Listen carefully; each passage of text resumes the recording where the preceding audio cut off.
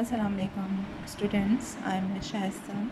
Our next chapter is The Daffodils. This is a poem, and this poem is written by the famous English poet William Wordsworth. यानी ये poem जो है किसने लिखी है? William Wordsworth ने। वो जो है एक पैदा हुए थे ब्यूटीफुल लेक डिज़र्ट है इंग्लैंड का, वहाँ पर, और 1770 में पैदा हुए थे। उन्हें अर्ली डेज से ही जो है यानी बचपन से ही उन्हें जो है बहुत ज़्यादा शौक़ रहा, फॉन्ड कहते हैं शौक़ को। वो शौकीन रहे flowers, birds, lakes, rivers, rocks और ट्रीज़ के। यानी उन्हें नेचुरल ब्यूटी जो है वो बहुत ज़्यादा पसंद थी और उन्होंने अपना बहुत सा वक्त जो है वो इनकी ब्यूटीज़ को एंजॉय करके जो है गुजारा था। और ये पोएम भी जो है ये एक नेचुरल ब्यूटी ही पे इन्होंने लिखी है।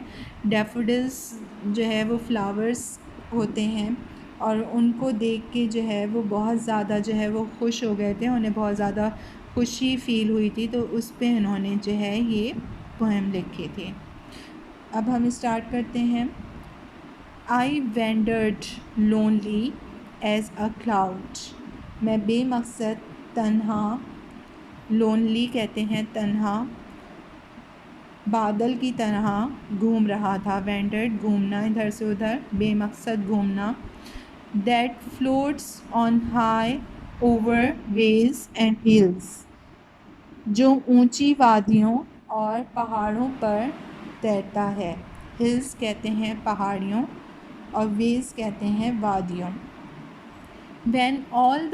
when all at once I saw a crowd, जबकि मैंने अचानक एक जमे गफ़ीर देखा। क्राउड यानी बहुत सारा जो है, कुछ जगह किसी जगह पे कुछ बहुत सारा जो है जमा था, एक साथ जमे गफ़ीर था, वो देखा। A host of golden daffodils, ये मजमा था नरगिस के सुनहरी फूलों का। डैफोडिल्स जो हैं वो गोल्डन कलर के होते हैं, तो ये मजमा था किसका? सुनहरी फूलों का, जो कि नरगिस के थे। Beside the lake beneath the trees, यानी झील के साथ साथ दरख्तों के नीचे। लेक कहते हैं झील। Fluttering and dancing in the bridge, यानी झूमते हुए और नाचते हुए नीम सहरी की तरह। फ्लटरिंग झूम रहे हैं, डांसिंग नाच रहे हैं, ठीक है।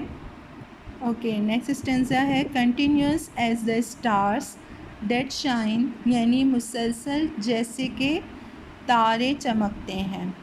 बिल्कुल वो इस तरह से झूम रहे थे और डांस कर रहे थे जैसे सितारे जो हैं वो चमक रहे होते हैं। And twinkle on the milky way, और जो है झिलमिला रहे होते हैं मिल्की वे यानी जो है आसमान में। मिल्की वे को जो है गैलेक्सी यानी कहकशां भी कहते हैं, सही है। तो वो कह रहे हैं कि ये रिजेंबल कर रहे हैं इन डैफोडिल्स के फ्लावर्स को, कि डैफोडिल के फ्लावर्स जो है वो इस तरह से जो है झूम रहे थे और गा रहे थे जैसे एक मिल्की वे में या गैलेक्सी में जो है स्टार्स जो हैं वो शाइन कर रहे होते हैं या झिलमिला रहे होते हैं। They stretched in never ending line, यानी वो एक ना ख़त्म होने वाली कतार में फैले हुए थे। नेवर एंडिंग, ना ख़त्म होने वाली कतार है, लाइन कतार। Along the margin of a bay, वो खलीज के किनारे के साथ साथ। 10,000 saw I at a glance, यानी ग्लेंस कहते हैं झलक, मैंने एक ही नज़र में 10,000 देख लिए। Tossing their heads in sprightly dance, यानी वो खुशी के रक़्स में अपने सरों को हिला रहे थे। टॉसिंग देयर हेड्स यानी सरों को हिला रहे थे। The waves beside them danced but they, उनके पहलू में लहरें भी नाच रही थीं, लेकिन वो, वेव्स कहते हैं लहरें। Outdid the sparkling waves in glee, यानी चमकदार लहरों से खुशी मनाने में सबकत ले जा रहे थे। ग्ली कहते हैं खुशगवार मूड को। A poet could not but be gay. यानी एक शायर सिवाय खुश होने के क्या कर सकता है।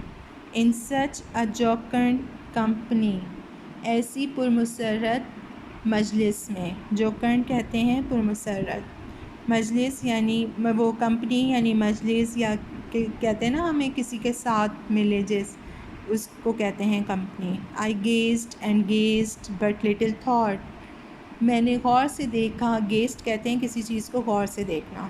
मैंने गौर से देखा और गौर से देखा, लेकिन ज़रा सोचा, थॉट सोचा। What wealth the show to me had brought, कि ये नज़ारा मुझे कौन सी दौलत दे रहा है। यानी इनकी शायर कह रहे हैं कि मतलब मेरे पास बहुत ज़्यादा दौलत भी है, लेकिन जितनी खुशी मुझे इस पूरे सीन से मिल रही है, इस पूरे नज़ारे से मिल रही है, मुझे और कौन सी दौलत जो है वो ये नज़ारा दे सकता है। For oft when on my couch I lie, यानी कि अक्सर जब मैं आरामदेह कुर्सी पर आराम करता हूँ। ऑफ कहते हैं ओफिन का शॉर्ट फॉर्म है ओफिन का, और इसकी मीनिंग है अक्सर।